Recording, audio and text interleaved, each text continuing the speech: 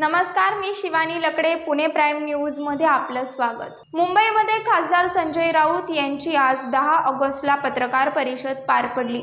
यावेळी संजय राऊत यांनी उपमुख्यमंत्री देवेंद्र फडणवीस यांच्यावर हल्लाबोल करत देवेंद्र फडणवीस या माणसाने महाराष्ट्राचं राजकारण नासवलं आहे असं ते म्हणाले.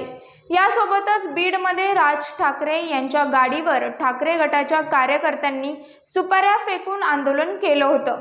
यावर बोलताना शिवसेनेचा पक्ष म्हणून त्या आंदोलनाशी संबंध नाही हे स्पष्ट करतो असंही ते म्हणाले. मनसेचे प्रमुख राज ठाकरे यांच्या गाडीवर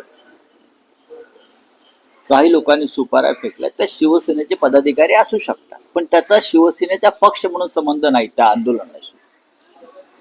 आमच्या माहितीप्रमाणे ते आंदोलन मराठा कार्यकर्त्यांचं होतं आरक्षणासंदर्भात. सध्या महाराष्ट्रात विशेषतः मराठवाड्यात आणि बीडमध्ये जे आंदोलन सुरू आहे त्यात राज ठाकरे यांनी आरक्षणासंदर्भात एक वक्तव्य केलं आणि त्या वक्तव्यानंतर सर्वच पक्षातले तरुण मराठा कार्यकर्त्यांनी निषेध व्यक्त केला. सगळ्याच पक्षात मनसेचेही लोक असू शकतात, कारण हे जे आंदोलन आहे मराठा आरक्षणासंदर्भात हे पक्षविरहित आहे. जेव्हा या संदर्भात मोठे मोठे मोर्चे निघाले, लाख मराठा, एक मराठा, लाख मराठा, त्यात तेव्हाचे आमचे शिवसेनेचे मंत्री असतील, मग अजित पवार असतील, शिवसेनेचे मंत्री, आमदार, पदाधिकारी, काँग्रेसचे असतील, भाजपचे असतील, हे सगळे एकत्र होते, मोर्चात पुढे असायचे. आता सुद्धा या आंदोलनामध्ये कदाचित बीडला शिवसेनेची ताकद जास्त असेल, त्याच्यामुळे तुम्हाला शिवसेनेचे कार्यकर्ते पुढे दिसले असतील, पण ते सगळ्यांचं एक आंदोलन होतं आणि त्या आंदोलनाचा शिवसेनेचा पक्ष म्हणून संबंध नाही हे मी आता तुम्हाला इथे स्पष्ट करू इच्छितो.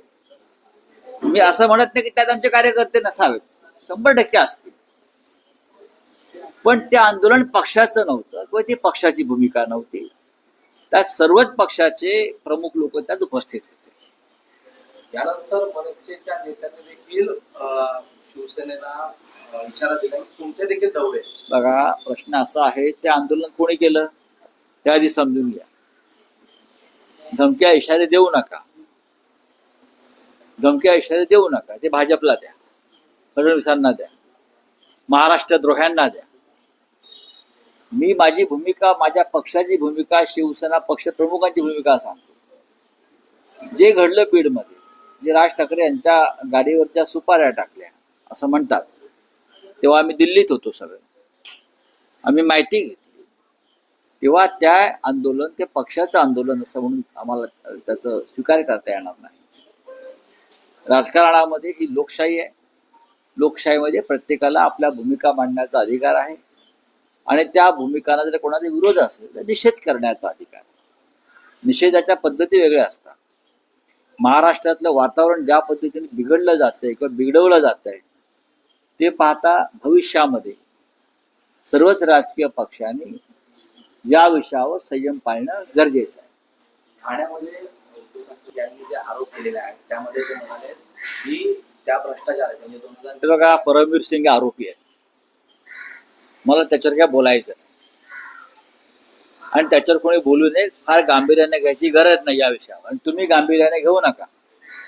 देवेंद्र फडणवीस आणि त्यांचे पोपट सगळे लहान मोठे ते आता निवडणुका आहेत बरं का, त्यांना काहीतरी मिरच्या आणि पेरू खायला घालतील आणि पोपटपंची करून घेतील. आम्हाला त्याच्यावर बोलायचंच नाहीये. हा विषय संपलेला आहे आमच्यासाठी.